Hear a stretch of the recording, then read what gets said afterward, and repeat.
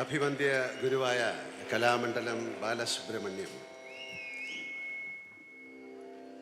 അദ്ദേഹം ആശാൻ തിരനോട്ടമാടുന്ന കണ്ടപ്പോൾ മനുഷ്യജീവിതത്തിൻ്റെ അത്ഭുതകരമായ യാദൃച്ഛികതകളെക്കുറിച്ച് ഓർക്കുകയായിരുന്നു ഞാൻ.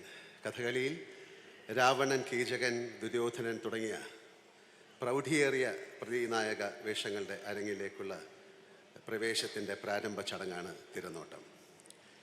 ഞാൻ ആദ്യമായി അഭിനയിച്ച സിനിമയുടെ പേരും തിരനോട്ടം എന്നാണ്.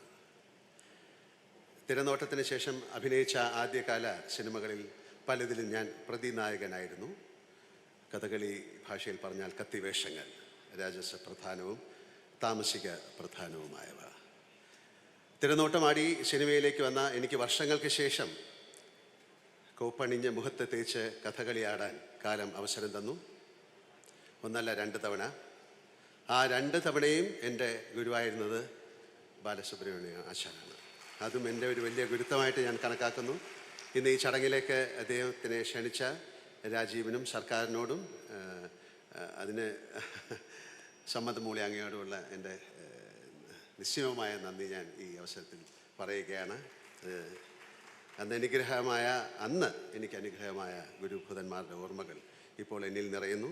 ഇപ്പോൾ എൻ്റെ നാടും സർക്കാരും തരുന്ന ഈ സ്വീകരണത്തിൽ നന്ദിയായി തിരനോട്ടം അവതരിപ്പിച്ചതിൻ്റെ ഔചിത്യത്തെ ഞാൻ വണങ്ങുന്നു. അഭിനേതാവ് എന്ന നിലയിൽ ഇതിനെ ഞാൻ ഒരു അനുഗ്രഹമായി കരുതുന്നു. നന്ദി, നമസ്കാരം.